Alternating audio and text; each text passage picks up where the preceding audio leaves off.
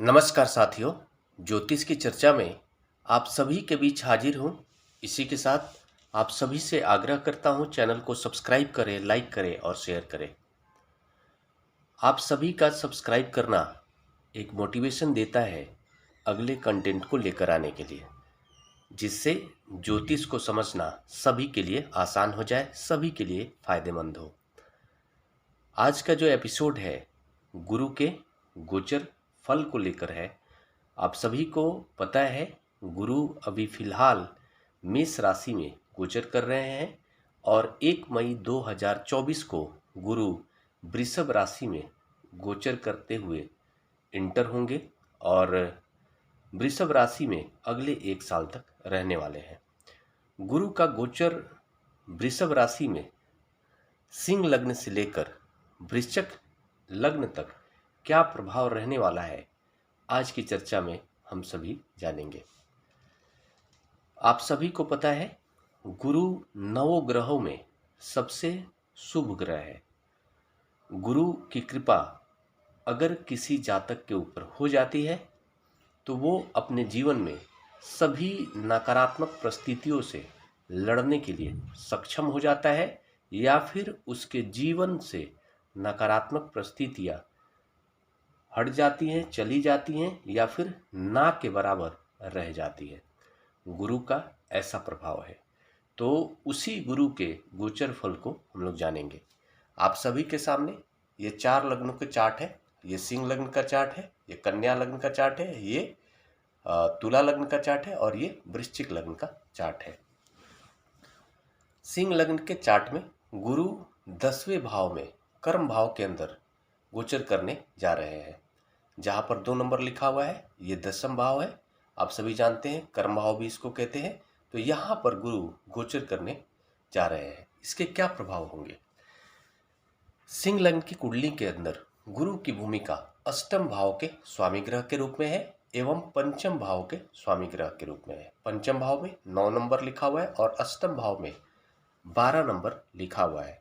9 number राशि आप सभी जानते हैं धनु राशि होती है और 12 नंबर राशि मीन राशि होती है। इन दोनों राशियों के स्वामी ग्रह गुरु होते हैं। अष्टमेश होकर गुरु, पंचमेश होकर गुरु वृषभ राशि में कर्म भाव में गोचर करने जा रहे हैं। तो इसका क्या प्रभाव होगा? मतलब सिंह लग्न की कुंडली में पंचमेश है गुरु।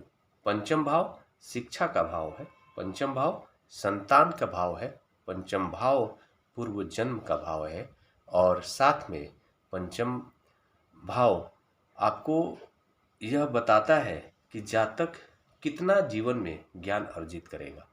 तो इस लग्न चार्ट के अकॉर्डिंग गुरु की भूमिका पंचमेश के रूप में है।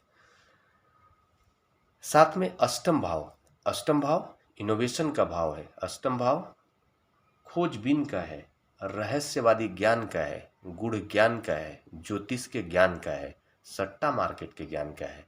इस तरह के सभी ज्ञान जो रहस्यवादी ज्ञान की तरफ दर्शाता है, जो अनप्रेडिक्टेड हो और उसको प्रेडिक्ट करने की क्षमता अगर किसी में होती है तो वो अष्टम भाव के आशीर्वाद से किसी भी जातक के अंदर आता है। तो इस लग्न चार्ट के अंदर गुरु अष्टमेश है और वो कर्म भाव में गोचर करने जा रहे हैं गुरु। मतलब जातक का ज्ञान में या फिर जातक का जो ज्ञान होगा वो अष्टम भाव से संबंधित विशेष काबिलियत रखने वाला जातक होगा। अगर सिंह लग्न का कोई जातक है तो उसको अष्टम भाव से संबंधित मतलब खोजबीन के प्रति ज़्यादा ही आकर्षण होता है। खोजबीन या फिर ज्योतिष को समझने का जो क्षमता है वो सिंह लग्न वालों के अंदर ज़्यादा ही होता है। इसके अकॉर्डिंग जातक अपने पंचम भाव से संबंधित मतलब जो भी उसने शिक्षा गेन किया है उस शिक्षा में अष्टम भाव के क्षेत्रों में भी उसका बहुत बड़ा ज्ञान होता है, उसके ज्ञान में कंट्रीब्यूशन होता है। तो अभी फिलहाल के इस गोचर में जातक अपने अष्टम भाव से संबंधित जो भी क्षेत्र है उस तरह के सभी ज्ञान को बढ़ाने की भी कोशिश करेगा और उस ज्ञान को कर्म में कहीं ना कहीं परिवर्तित करने की कोशिश करेगा, या फिर पहले से अगर कर रहा होगा तो उसको विशेष सफलता मिलने की स्थिति बनने वाली है। जैसे कोई अगर सट्टा मार्केट के एनालिस्ट के रूप में काम कर रहा है तो वो विशेष उसके जो प्रेडिक्शन है वो बहुत हद तक सही होते हुए मिलेंगे इस पीरियड में। इस गोचर का प्रभाव आप ये कह सकते हैं कि सिंह लग्न की कुंडली में इसको सकारात्मक रूप से देख सकते हैं, लेकिन साथ में थोड़ा सा सिंह लग्न का अगर जातक है तो उसको पेट से संबंधित समस्याओं का विशेष ख्याल रखना चाहिए। और अगर इस लग्न चार्ट के अंदर गुरु की दृष्टि भी, आप अगर दृष्टि की बात कर ले तो गुरु यहाँ पर बैठकर पहली, दूसरी, तीसरी, चौथी और पांचवी दृष्टि से धन भाव को देख रहे हैं, सातवीं दृष्टि से चतुर्थ भाव को और नवीं दृष्टि से छठे घर को देख रहे हैं। अगर जातक को धन में वृद्धि देखते हुए आप पाएंगे, जातक के जीवन में जो है कि धन की वृद्धि की स्थिति बनेगी। घर में अगर किसी भी तरह का कलह की स्थिति है तो वो शांति होने की संभावना है, और कोर्ट कचहरी से संबंधित जो भी चीज़ें फंसी हुई है उसमें सफलता मिलने की संभावना है। बात कर ले कन्या लग्न की, तो कन्या लग्न के अंदर गुरु नवम भाव के अंदर विराजमान होने जा रहे हैं। नवम भाव में 2 नंबर लिखा हुआ है, और कन्या लग्न की कुंडली के अंदर गुरु की भूमिका सप्तमेश के रूप में है, साथ में चतुर्थ भाव के स्वामी ग्रह के रूप में। चतुर्थ भाव का संबंध इस गोचर में नवम भाव से होने जा रहा है। सप्तम भाव का संबंध इस गोचर में नवम भाव से होने जा रहा है। आप सभी जानते हैं सप्तम भाव केंद्र भाव और नवम भाव त्रिकोण भाव है। केंद्र त्रिकोण का संबंध होने जा रहा है तो ये अपने आप में एक राजयोग का निर्माण होने जा रहा है। चतुर्थ भाव का सीधा संबंध नवम भाव से होने जा रहा है। इसका मतलब जातक को अपने जीवन में भोग विलास से संबंधित जो भी कामना है उसमें बढ़ोतरी देखने को मिलेगा, और अगर कोई लग्जरी लाइफ को लेकर के किसी भी तरह की इच्छा है कुछ खरीदने का तो वो शायद वो पूर्ण होता हुआ मिल सकता है। घर खरीदने की अगर इच्छा है तो वो इस पीरियड में कोशिश करेंगे तो उनकी इच्छा पूर्ण हो सकती है। जनता के ऊपर विशेष सकारात्मक प्रभाव पड़ने वाला है, और माता से जो संबंध है और ज़्यादा मधुर होने वाली है। जीवन साथी के साथ संबंध अच्छा होने वाला है। जीवन साथी के सहयोग से भाग्य में वृद्धि होने की संभावना है इस पीरियड में। तो कन्या लग्न के लिए भी ये सकारात्मक गोचर आप कह सकते हैं।